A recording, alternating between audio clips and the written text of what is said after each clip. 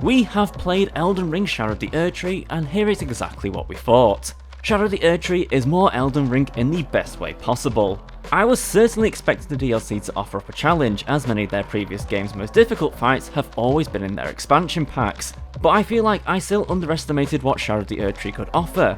The first enemies that most players will likely encounter will easily tear through your blocks and dodge rolls with multi-hit attack chains and furiously quick movements, and that's just a standard enemy. Not everything is out to tear you limb from limb though, as there are a few friendly faces along the way, but much of what you will come across is a step above the servings that the base game offered, and it's a much more worthy challenge to seasoned Elden Lords. It's a whole other conversation when it comes to the bosses though, as the two main roadblocks that were available to face in the preview that we attended fell up there with the base game's most brutal fights, and perhaps even surpassed them in difficulty. The first one, hidden deep within the streets of Bellarat, the DLC's first legacy dungeon, was the Divine Beast Dancing Lion, which you may recognise from the numerous trailers that we've seen so far. Immediately I noticed the sheer aggression of this boss as it hurled itself towards me with an uncompromising speed. It rained down on me with attack after attack after attack, giving me little space to breathe and even less time to try and heal. Like many of FromSoft's best boss fights, the battle does have a concrete rhythm to it, and it felt utterly fantastic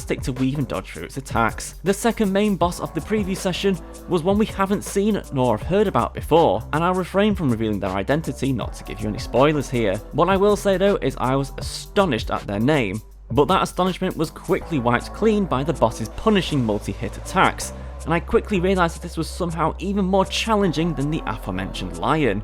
Two beefy summons, a Spirit Ash and my own strong build could barely get past the halfway mark, and I have got 10 days worth of time on this game. The sight of everyone withering away to a mesmerising second phase became all too common to me as well. What was most alarming about the boss though was how separate it felt from the lion I fought before. The lengthy combos felt unrelenting, but this boss gave me space, almost too much at times, and entrusted me to make the opening move, almost goading me into a trap that I could not escape from.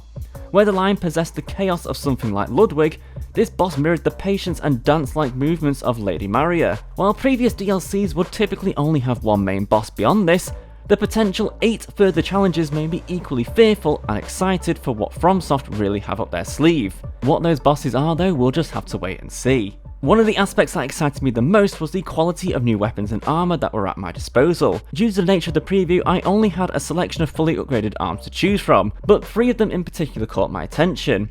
The first, lovingly named Milady, was a hybrid between a katana and a longsword, and embodies the swift grace of the former and the sheer strength of the latter. Its moveset was complex and varied, and the weapon's skill featured either a free hit fury or a diving lunge, depending on what input you chose. Next up was the Dry Leaf Arts, which was my introduction to a new hand-to-hand weapon type that we've seen teased in the gameplay trailer. It was immediate to me how enjoyable this new style would be, but also the potential for its strength to grow. Not only was I able to output quick hits, but each attack held significant attack power and poise damage, with the charged attack and weapon skill both proving to be very efficient. It was the Blackhand Blade that I finally landed on though. I quickly realised that it'd be hard to separate myself from these twin swords. They had lightning fast attacks, serious damage and a weapon skill that worked double time as dodge, which all combined to be something that I will certainly hunt down as soon as I make my way into the Land of Shadows. What was also fantastic to see was a number of new quality of life additions to the game, following on from the several that have been added post-launch. One of the most significant and personally most requested one was the new recent items tab for your inventory, which sorts everything that you picked up by date, allowing you to quickly read that item description without having to burrow through a mountain of stuff that you already own. On top of that, there's now an exclamation mark against anything on your inventory that you haven't hovered over before, allowing you to quickly see if there's items that you missed on your travels, and considering how many exquisite things I picked up in just 3 hours of gameplay, this came in handy quite a lot. This preview event for Shadow of the Erdtree was absolutely fantastic, and we cannot wait to play it more when it fully releases on June 21st.